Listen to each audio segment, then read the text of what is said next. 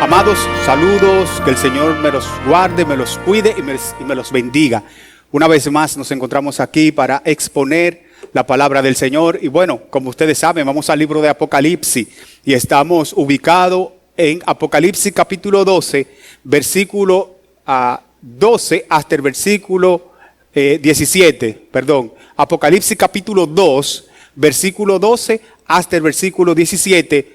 Considerando la iglesia de Pérgamo, y si ustedes recordarán, esto es nuestro segundo sermón con el título, o es la segunda parte del sermón a la iglesia de Pérgamo, con el título, Pérgamo, una iglesia de Dios en el centro mismo del ataque diabólico. Así que vamos a ver los versículos que nos restan para considerar lo que el Señor nos tiene en esta oportunidad.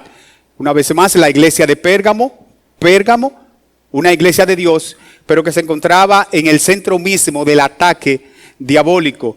Así que yo les invito primero a orar y después leamos y entremos de lleno al sermón de esta oportunidad. Padre, gracias te damos por tu gracia, por tu bondad y tu bendición.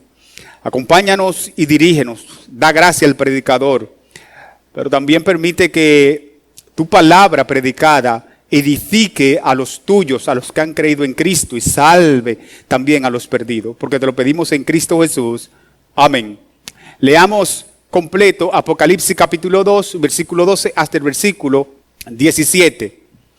Y escribe al ángel de la iglesia en Pérgamo, el que tiene la espada aguda de 2 filos, dice esto: yo conozco tus obras y dónde moras, donde está el trono de Satanás, pero retienes mi nombre y no has negado mi fe, ni aun en los días en que Antipas, mi testigo fiel, fue muerto entre vosotros, donde mora Satanás. Pero tengo unas pocas cosas contra ti, que tienes ahí a los que retienen la doctrina de Balaán, que enseñaba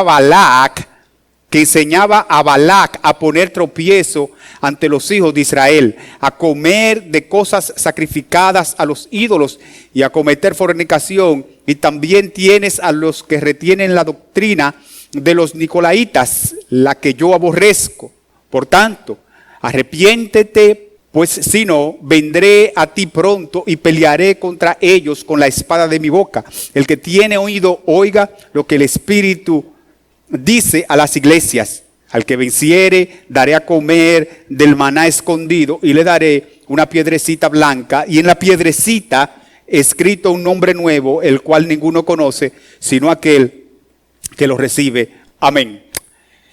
Bien, amados hermanos, si ustedes pudieran recordar rápidamente, en nuestra pasada predicación, nosotros nos referimos únicamente en los versículos 12 y versículo 13 de este capítulo 2 acerca de la iglesia de Pérgamo. Y allí hubo 2 cosas específicas que nosotros pudimos ver. Y es, en primer lugar, vimos el mensaje que inicialmente Dios le envía a la iglesia de Pérgamo diciendo que él tenía la espada de 2 filos, refiriéndose a la palabra del Señor. Y en virtud de eso, recordando, decíamos que esto significaba y significa que la palabra de Dios tiene doble función.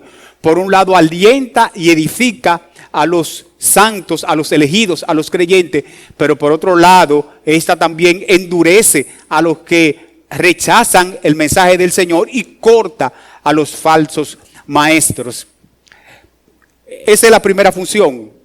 Decíamos, cuando aparece allí el mensaje por parte de Juan a la iglesia de Pérgamo, el Señor diciéndole que él tiene la espada de 2 filos. Pero también consideramos el versículo 13, donde pudimos observar que la iglesia estaba en el centro mismo del ataque diabólico, porque la iglesia la ciudad de Pérgamo era una ciudad muy dada a la idolatría.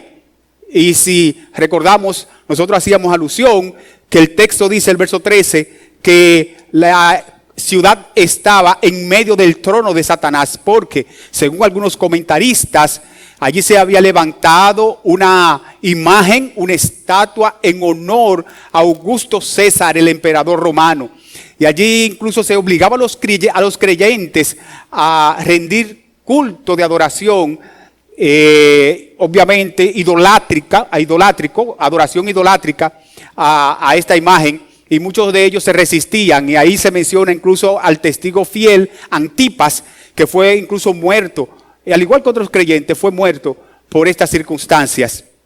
Así que básicamente eso vimos acerca del versículo 12 y versículo 13 en nuestra primera predicación. Y esta es la segunda parte que vamos a considerar desde los versos 14 hasta el verso 17. Pero nosotros queremos resaltar que Dios no solo les deja saber a estos hermanos de la iglesia de Pérgamo eso, sino que también les llama la atención y les reprende por ser ellos negligentes en aplicar disciplina correctiva en contra de los falsos que se encontraban allí. Y quienes de paso no solamente eran falsos, y lo eran, pero también estaban siendo de tropiezo a los hermanos de la iglesia. Mire versículo 14 y versículo 15 allí. Apocalipsis capítulo 2, verso 14 y verso 15. Pero tengo unas pocas cosas contra ti. ¿Qué cosa? Que tienes ahí a los que retienen la doctrina de Balaam, que enseñaba a Balac a poner tropiezo ante los hijos de Israel, a comer de cosas sacrificadas a los ídolos y a cometer fornicación. Y también tienes a los que retienen la doctrina de los nicolaitas, la que yo aborrezco. Balaam, que se nos menciona aquí, obviamente, no son necesariamente los mismos o el mismo grupo que vamos a leer en un momento, que se nos menciona en el libro de Números capítulo 22 y el capítulo 25. Pero estos sí eran figura, estos que están aquí en Pérgamo siendo de tropiezo a la iglesia del Señor Jesucristo en aquella localidad, eran figura y prototipo de esto que se nos mencionan en el libro de Números capítulo 22. No eran la misma persona, ¿sí? Pero seguían, este grupo que estaba aquí, estos falsos que estaban aquí, seguían la doctrina de Balaam y Balac, que ambos, tanto el rey como el que se hacía pasar por profeta, Balaam, hicieron mal y pusieron tropiezo a la iglesia del Señor. Repito, no eran el mismo grupo, pero eran imagen y prototipo y figura de este grupo, que fueron de gran daño a la iglesia del Señor y al pueblo de Israel en aquel entonces. Y yo quisiera que leamos propiamente en el libro de Números capítulo 22, para que nosotros brevemente podamos ver lo que ellos hicieron en aquella ocasión y a lo que se estaba refiriendo nuestro Señor en el libro de Apocalipsis capítulo 2, cuando envía el mensaje por medio de Juan. Así que acompáñame por favor a leer Números capítulo 22 y luego leeremos capítulo 25. Pero voy a leer capítulo 22, Números capítulo 22, versículo 1 al versículo 6. Dice aquí: Balac, que era el rey de Moab, manda llamar a Balaam para que maldiga al pueblo de Israel. Y entonces le incite a pecar. Por eso se nos menciona aquí, una vez más, permítame leerlo, en el capítulo 2, versos 14 y 15, que el Señor reprende a la iglesia de Pérgamo por su negligencia en aplicar disciplina correctiva con estos falsos. Ellos sabían que estaban ahí, pero no fueron tan agresivos contra ellos. Leo nuevamente Apocalipsis capítulo 2, versos 14 y 15. Tengo unas pocas cosas contra ti, que tienes ahí a los que retienen la doctrina de Balaam, que enseñaba a Balac a poner tropiezo ante los hijos de Israel, a comer de cosas sacrificadas a los ídolos, cosas que Dios había condenado, pero querían incitarlo a ellos y a cometer fornicación. Y también tienes a los que retienen la doctrina de los nicolaitas, que lo vamos a ver un momento, lo que yo, dice el Señor aquí, aborrezco. Leo ahora Números capítulo 22, versículo 1 al 6. Partieron los hijos de Israel y acamparon en los campos de Moab, junto al Jordán, frente a Jericó. Y vio Balac, hijo de Zippor, Balac era el rey, todo lo que Israel había hecho al amorreo. Y Moab tuvo gran temor a causa del pueblo, porque era mucho. y se angustió Moab a causa de los hijos de Israel. Y dijo Moab a los ancianos de Madián: ahora lamerá esta gente, refiriéndose al pueblo de Israel, todos nuestros contornos, como lame el buey la grama del campo. Y Balac, hijo de Zippor, era entonces rey de Moab. Por tanto, envió mensajeros a Balaam, hijo de Beor, en Petor, que está junto al río, en la tierra de los hijos de su pueblo, para que lo llamasen, diciendo: un pueblo así ha salido de Egipto, y he aquí, cubre la faz de la tierra y habita delante de mí. Ven pues ahora, te ruego, maldíceme este pueblo, porque es más fuerte que yo. Quizás yo pueda herirlo y echarlo de la tierra, pues yo sé que el que tú bendigas será bendito, y el que tú maldigas será maldito. ¿Te ve? Balac era el rey de Moab. El pueblo, cuando sale de Egipto, necesitaba salir, cruzar por ahí. Y por medio de Moisés le hace saber al rey de Moab: mira, nosotros vamos solamente a pasar por ahí, no vamos a tocar ni tu ganado, ni tu agua, ni tu sembrado, nada, solamente pasar. Amén de esto, el rey de Moab, Balac, se le opone. Y como si todo esto fuera poco, manda a llamar a un agorero llamado Balaam para que maldiga al pueblo. Obviamente, si usted, le invito en otra ocasión, por razón de tiempo no lo vamos a hacer, a leer la historia. El punto es que no lo puede maldecir porque Dios le cohíbe a Balaam, que era un agorero, para que maldijera al pueblo. No lo puede hacer por la gracia del Señor. Pero no obstante a eso, sigue insistiendo para que Balaam entonces ponga tropiezo. Y posteriormente en la historia esto fue lo que hizo. Incitó a algunos para que hicieran caer al pueblo de Israel en un sinnúmero de pecados que posteriormente el Señor disciplinó. Y es lo que vamos a leer. Y estas personas, este prototipo que vemos aquí, aparecen en el libro de Pérgamo. Es lo que el Señor está mencionando. Él está diciendo: mira, esto que hicieron tropiezo a mi pueblo Israel con hacerle adorar ídolos, comer cosas sacrificadas a los ídolos, caer en fornicación, son los mismos que incitan a mi pueblo ahí en Pérgamo, en la iglesia de Pérgamo, a hacer lo mismo. Repito, no era lo mismo, pero era prototipo y figura de esto que aparecen aquí en el libro de Números, capítulo 22. Permítame ahora leer Números capítulo 25. Israel dice aquí: acude a Baal Peor. Moraba Israel en Sitín, y el pueblo empezó, a fornicar con las hijas de Moab. Esto lo hizo el rey Balac, lo incitó por medio a Balaam, las cuales invitaban al pueblo a los sacrificios de sus dioses, y el pueblo comió y se inclinó a sus dioses. Así acudió el pueblo a Baal Peor, y el furor de Jehová se encendió contra Israel. Y Jehová dijo a Moisés: toma todos los príncipes del pueblo y ahórcalos ante Jehová delante del sol, y el ardor de la ira de Jehová se apartará de Israel. Entonces Moisés dijo a los jueces de Israel: matad cada uno a aquellos de los vuestros que se han juntado con Baal Peor. Y he aquí, un varón de los hijos de Israel vino y trajo una madianita a sus hermanos a ojos de Moisés y de toda la congregación de los hijos de Israel, mientras lloraban ellos a la puerta del tabernáculo de reunión. Y lo vio Finés, hijo de Eleazar, hijo del sacerdote Aarón, y se levantó de en medio de la congregación y tomó una lanza en su mano. 8. Y fue tras el varón de Israel a la tienda y los alanceó a ambos, al varón de Israel y a la mujer con su vientre, y cesó la mortandad de los hijos de Israel. Verso 9. Y murieron de aquella mortandad 24,000.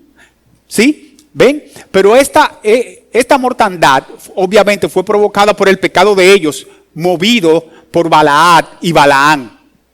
Y de nuevo, amados hermanos, estos son lo que el Señor, por medio al mensaje y a la predicación que Juan le lleva a la iglesia de Pérgamo, son el prototipo y la figura de los que están ahí y que ellos debieron reprender, enfrentar con agresividad, pero que no lo estaban haciendo. Y esto, mis hermanos, es peligroso. El hecho de que ellos no estaban haciendo esto, el hecho de que ellos no habían agresivamente enfrentado a esos falsos, es peligroso. ¿Y por qué? Bueno, porque cuando por temor a los hombres nosotros no reprendemos el mal, no reprendemos el pecado, no reprendemos el tropiezo que contra la iglesia de Cristo algunos pudieran estar ocasionando, entonces ¿qué? Nosotros vamos a llevar las consecuencias. Por eso es peligroso. Pérgamo debió haber enfrentado y no lo hizo. Y eso es peligroso por las razones que acabo de mencionar aquí, mis hermanos. Basta recordar lo que Dios hizo con el sacerdote Elí y con los hijos del sacerdote Elí y con el pueblo. Precisamente porque Elí no enfrentó, no reprendió, no disciplinó el pecado de sus hijos. Sufrió el sacerdote Elí, mató a los dos hijos del sacerdote y todo el pueblo de Israel sufrió. ¿Ustedes ven la consecuencia, mis hermanos? Cuando nosotros pasamos por alto el pecado o nos hacemos de la vista gorda y que por temor a los hombres no enfrentamos el mal, no disciplinamos y tememos más a los hombres que a Dios, eso es peligroso. Mire, en virtud de esto, lo que el mismo Dios, en una circunstancia de enfrentamiento que el profeta Jeremías debía hacer, precisamente con algunos falsos, mire lo que el Señor le manda al profeta Jeremías. Voy a leer Jeremías capítulo 1, verso 16 hasta el verso 19. Leo Jeremías capítulo 1, 16 al 19. Y a causa de toda su maldad, dice el Señor, proferiré mis juicios contra los que me dejaron e incensaron a dioses extraños, y la obra de sus manos adoraron. Tú pues, escucha lo que Dios le dice a Jeremías ahora, o le manda a Jeremías. Tú pues ciñe tus lomos, levántate y háblales todo cuanto te mande. No temas delante de ellos, para que no te haga yo quebrantar delante de ellos. ¿Usted está escuchando? ¿Usted está escuchando? Si tú no lo reprendes, si tú no le sales al encuentro, entonces yo te voy a quebrantar a ti. No le tengas miedo. No le temas. No le tengas miedo. Sigue diciendo, porque aquí que yo te he puesto en este día como ciudad fortificada, como columna de hierro y como muro de bronce, contra toda esta tierra, contra los reyes de Judá, sus príncipes, sus sacerdotes y el pueblo de la tierra, y pelearán contra ti, pero no te vencerán, porque yo estoy contigo, dice Jehová, para librarte. Mi hermano, una razón para enfrentar el pecado, sí, con amor, pero con confrontación, es dos razones, más bien, no una, dos razones. Número uno, el Señor nos manda a hacerlo. Número dos, mis hermanos, el Señor estará con nosotros.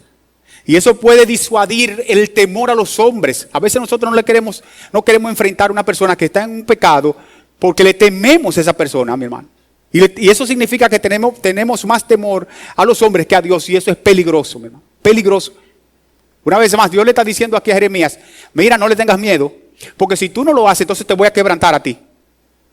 Te voy a quebrantar a ti. La iglesia de Pérgamo no fue agresivo con los que estaban allí, con la secta y con la doctrina de los de Balaán. Y Dios lo está reprendiendo por ello.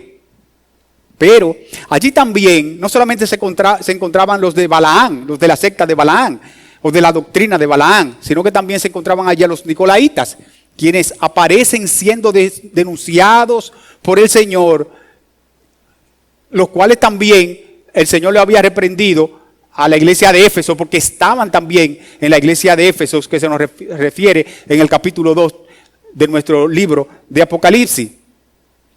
Y estos enemigos de la fe de los nicolaitas aquí, entre otras cosas, garantizaban el compromiso con las cosas de la carne y motivaban y querían promover esto, incluso entre los fieles, hacer causa común con ellos, en las cosas de la carne, en las cosas del mundo, con una doctrina de que no, ustedes no se van a contaminar, olvídense de eso. Entonces su compromiso era con la cosa de la carne, y el Señor de manera tácita, de manera clara, dice: yo los aborrezco. Precisamente porque estaban siendo de tropiezo al pueblo de Dios. Y la respuesta por parte de la iglesia ante estos falsos había sido débil, con desidia, es decir, con desinterés, con indiferencia. Y fue tan profundo este desinterés de ellos, esta poca agresividad de ellos, que el Señor les manda a arrepentirse, mis hermanos. Y lo vamos a leer. Y desde ya uno se pregunta: ¿por qué el Señor les manda a arrepentirse de esto? Porque fueron indiferentes, mi hermano. Los de Balaán y los nicolaitas estaban ahí y ellos estaban muy quitados de bulla. Muy quitados de bulla. No, mi hermano, frente al pecado que trae deshonra a Dios y tropiezo a la iglesia de Cristo, debemos ser enteramente agresivos. Enteramente agresivos, mis hermanos. Verso 16. Apocalipsis capítulo 2, verso 16. Por tanto, arrepiéntete, pues si no, vendré a ti pronto y pelearé contra ellos con la espada, de mi boca.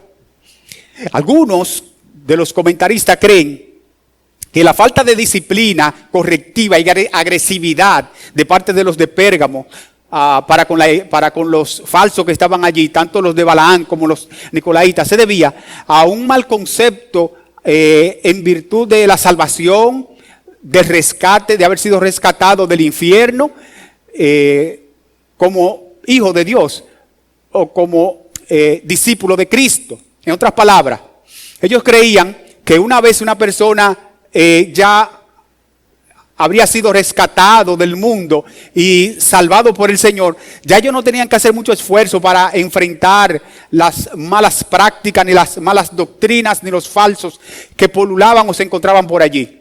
Que su deber era solamente atender a los asuntos de la salvación y preocuparse por ellos sin ser agresivo con los falsos.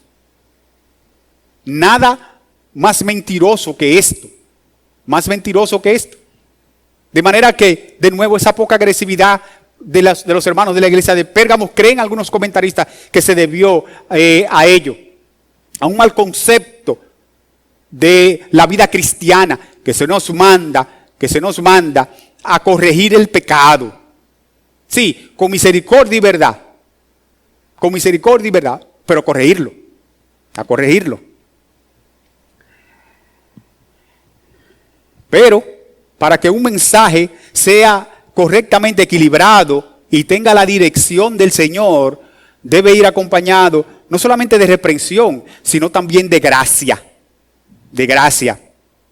Por esto, mire, aparte de lo que el Señor le dice a la iglesia de Pérgamo, ¿qué otras cosas les promete ahora el Señor a continuación a estos hermanos? Y ahora yo quiero que veamos versículo 17, la parte A.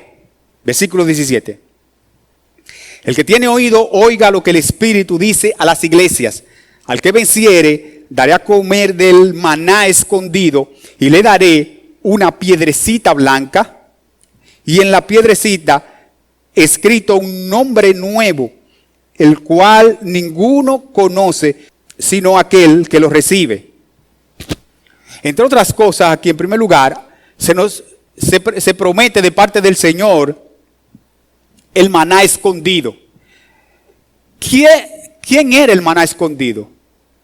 ¿A qué se refieren las Escrituras aquí cuando dice que el Señor le promete al que venciere el maná escondido?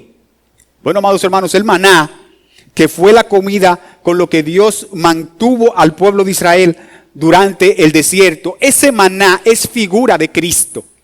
Ese maná que el Señor le daba para comer al pueblo de Israel, se nos menciona más adelante en el libro de San Juan, que lo vamos a leer, y se nos presenta como figura de Cristo. Lea conmigo San Juan capítulo 6, versículo 31 al versículo 35. Dice aquí: nuestros padres comieron el maná en el desierto, como está escrito. Pan del cielo les dio a comer, y Jesús les dijo: de cierto os digo, no os dio Moisés el pan del cielo, mas mi Padre os da el verdadero pan del cielo. Le dijeron: Señor, danos siempre este pan. Jesús les dijo: yo soy el pan de vida. ¿Ven la relación ahí? el que a mí viene nunca tendrá hambre, y el que en mí cree no tendrá sed jamás. Nótese la relación que hace nuestro Señor Jesucristo con el pan del cielo que nuestro gran Dios entregó al pueblo de Israel, y ahora el Señor le dice: yo soy ese pan del cielo. Yo soy ese pan ese pan alimentaba en el desierto, yo soy que alimento ahora sus vidas. Y la bendición de comer el maná del cielo en la eternidad está amarrada al hecho de disfrutar, de nosotros deleitarnos, de tener comunión con Cristo aquí y ahora. Aquí y ahora. ¿Con qué está amarrada la bendición de nosotros a comer de ese maná del cielo en la eternidad? Bueno, con nuestra relación con Cristo. La promesa es: si nosotros tenemos relación, comunión, disfrute con Cristo. Al que venciere, le daré a comer el maná del cielo, disfrutará eternamente de Cristo. Es la idea del texto. Pero no solo esto, sino que también se les promete un nuevo estatus y vida santa y celestial, al mismo tiempo que una posición y una posesión en los cielos. ¿A quiénes? A los que vencieren. A los que vencieren se les va a dar el maná del cielo, y también hay un nuevo estatus en forma de figura que se menciona ahí mismo en el versículo 17, que lo vamos a leer. Lea conmigo versículo 17, la parte B. Y le daré una piedrecita blanca, y en la piedrecita escrito un nombre nuevo, el cual ninguno conoce sino aquel que lo recibe. ¿A qué se refieren estas promesas en forma de figura? ¿Qué es una piedrecita blanca? Bueno, mis hermanos, los comentarios bíblicos no se ponen de acuerdo ninguno con relación a ello, pero, al final de cuentas, la verdad es que en el texto aquí subyace una promesa. Hay un nombre nuevo y hay un regalo que se presenta como una piedrecita. Bueno, ¿qué tiene que ver el nombre nuevo y qué tiene que ver la piedrecita? El regalo, la bendición. Todo esto es una, valga la redundancia, todo esto es una bendición. Un nombre nuevo es un estatus. De manera que, tanto en el nombre nuevo como en la piedrecita que se nos presenta aquí como promesa, vemos un estatus de parte del Señor regalado al creyente que está en Cristo. Así que, sea lo que signifique la piedrecita blanca y el nombre nuevo, la verdad es que en todas las escrituras hay un estatus para el creyente, para el que venciere, un estilo de vida diferente del que tiene ahora. Esa es la promesa, para el que venciere. Y lo que vemos en todas las escrituras, este estatus del creyente, este regalo, esta bendición como nombre nuevo y como piedrecita, como regalo de bendición, es que, en primer lugar, seremos reyes y sacerdotes del Señor. Eso nos lo enseña Apocalipsis capítulo 5, verso 10. Tendremos además una posición en el cielo, una vida nueva, un nombre nuevo. Porque si ciertamente, aunque hasta ahora somos pecadores, se nos promete que seremos semejantes a Él en la eternidad, en el cielo. Seremos semejantes a Cristo. Eso es lo que enseña 1 de Juan capítulo 3, versículo 2. Así que nosotros seremos reyes y sacerdotes, tendremos un estatus en el cielo, tendremos una posición, pero también tendremos una posesión eterna en el cielo. ¿Y por qué? Bueno, porque enseña la Biblia que los mansos heredarán la tierra o tendrán la tierra por heredad. Salmo capítulo 37, versículo 9 al versículo 11. Así que, mi hermano, tanto la piedrecita como el nombre nuevo se resumen en el estatus o la gran bendición que el creyente recibirá. Recibirá un estatus diferente al que tiene ahora. Porque mientras, de nuevo, que somos pecadores aquí, en el cielo seremos reyes y sacerdotes. Estaremos al lado de Cristo y seremos tal y seremos semejantes a Él, porque le veremos tal como Él es, enseña el libro de Primera de Juan. Y estaremos en el cielo por toda una eternidad. ¿Qué más bendición que esta? Y todo esto para el que venciere. Bien, mis amados, quisiera terminar con el sermón, la última y segunda parte de este nuestro sermón, Pérgamo, una iglesia de Dios, pero en el centro mismo del ataque diabólico, y que, bueno, los últimos versos apuntan a una gran promesa y una gran bendición de parte del Señor, no solamente a los hermanos de la iglesia de Pérgamo, sino también a ti y a mí, que estamos en Cristo por su gracia y por su misericordia. El llamado final que el Señor le hace a la iglesia de Pérgamo es el mismo que nos hace. El llamado y la promesa que el Señor le hace a la iglesia de Pérgamo es el mismo llamado y promesa que nos hace a nosotros. Si vencemos en Él y por Él, entonces tendremos un estatus, una piedrecita, ¿sí?, con un nombre nuevo, un nuevo estatus de vida en el cielo. Pero esto es a los que vencieren en Él y por Él. Y mi amigo, si tú me escuchas, o me estás escuchando en esta oportunidad, este sermón, esta predicación, déjame decirte que tú no podrás tener jamás estas bendiciones ni estas promesas. No, porque para tú vencer, tanto como yo, necesitamos a Cristo, necesitamos tener a Cristo y estar en Cristo. De manera que mi exhortación a ti es que vengas a Cristo. Y en Él y por Él, entonces tú podrás vencer. Y en Él y por Él, tú tendrás un nombre nuevo y tendrás como piedrecita un estatus también diferente al que tiene ahora en el reino de los cielos, por medio de Cristo. Ven a Cristo entonces. Mis amados, que el Señor me los guarde y que el Señor me los bendiga. Vamos a orar. Padre, gracias te damos por tu palabra. Gracias por la reprensión que también ella nos da, como espada de dos filos que es. Y gracias también por las promesas que nos regala en ella. No podemos vencer en nuestra propia fuerza, pero por tu gracia nosotros podemos.